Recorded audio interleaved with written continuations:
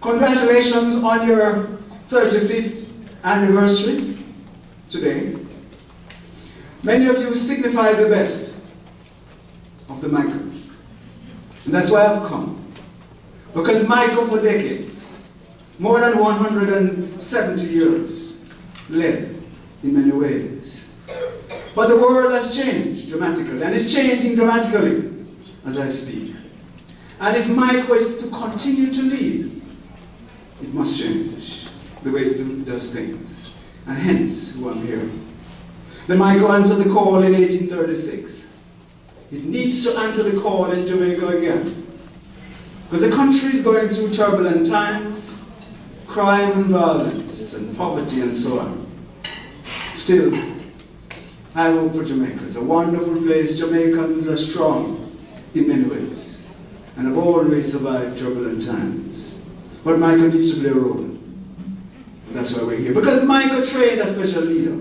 Not as a leader who is brilliant in many ways, but a leader that is special in terms of Christian values and attitude and the way it nurtures young people to bring out the best in themselves.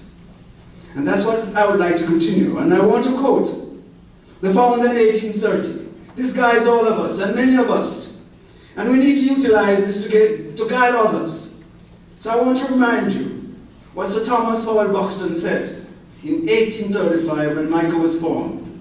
And hope, as you nurture the young and the next generations of Jamaicans living out of Jamaica who need to be a part of our experience. It says, and I quote, "The longer I live, the more I'm certain that the great difference between men, between the feeble and the powerful, the great and the insignificant, is energy, invincible determination, a purpose once fixed, and then death or victory. That quality will do anything that can be done in this world, and no talents, no circumstances, no opportunities will make a two-legged creature a man without it." And it has guided many of you. When I arrived at the Mico in 1963, my Lucinina grip from St. Thomas, and arrived at the Buxton Tower. When I read, these were the words I read for the first time. They changed my life forever. Use these words to change the lives of young people as we move on. The institution has to make sure that the current students embrace this thought for inspiration and empowerment in order to assist with the preservation of the Mico legacy. It's a legacy that we all must guard. The Mico is the greatest British legacy to the Caribbean.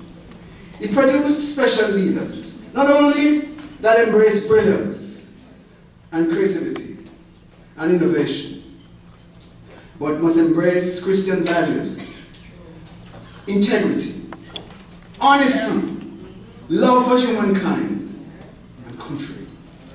Jamaica needs that today. Remember, as I said before, Mico was one of the 4 teaching institutions founded in the early 1835 in Jamaica and the Seychelles and Mauritius as part of the Lady Mico Charity. It survived for 4 major reasons.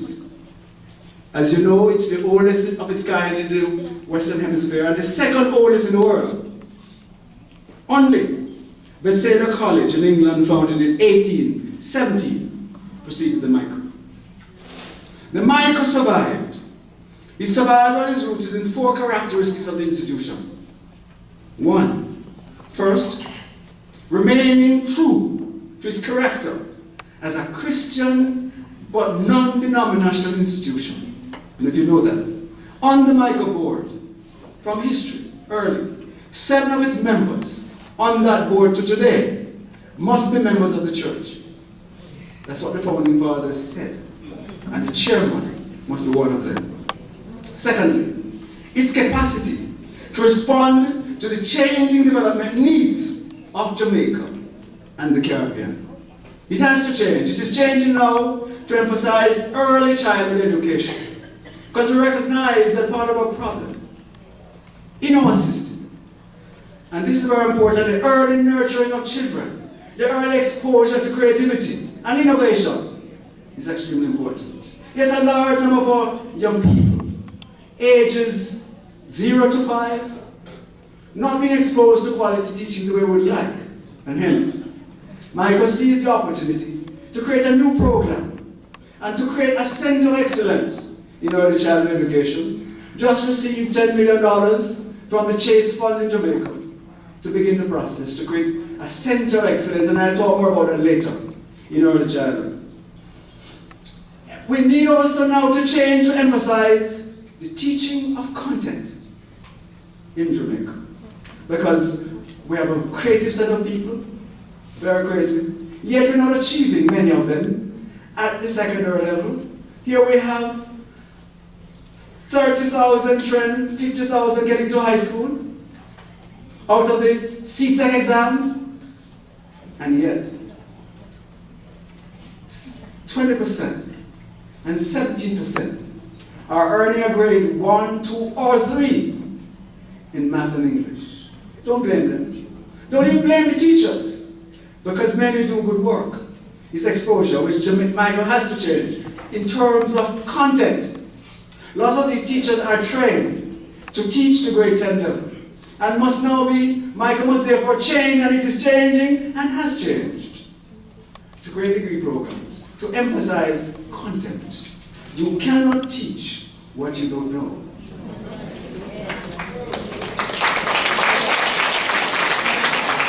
We are also emphasizing the utilization of technology. This is a smart world. In my time, when I heard about the River Jordan, I thought it was in the sky. Today, in Jamaica, a young child can sit in his living room and see someone talking from the River Jordan. In my time, my father wanted to make a phone call. I had to walk from Seaport to Moran Bay to use a payphone to make a call. Today, in my class, the cell phone will ring. It's a different world. Hence, we must change. Emphasis is now important in the hidden curriculum. Mico is noted for that in the past. The whole business of sartorial elegance, the whole business of communication skills, that's the teacher's tool, and so on. So we're changing to ensure that we emphasize these soft skills and values and attitude, because Jamaica is being buried under the rubble of lawlessness and drug culture. And guns cannot lead Jamaica. In the early years, the teachers left. They went across Jamaica and build communities and lead. We must get back to that story. I've talked about the second reason. The third why Mico has survived is his ability to attract able and ambitious students and to provide them with a quality education. This is decades. We all know this, and we must preserve that forever. There was a time in Jamaica when the talented and the upper class and the white plantocracy, after going to particular schools like JC and so on, and Monroe, they migrated to London, to the law, Miss. And there was no place for the talented mass to go. One place. They went to the Mico. We must preserve the Mico so that it can continue to attract the poor, the best of the poor, the discipline of the poor, the leaders of the poor, to come to the Mico and search for their talents and give talents a chance.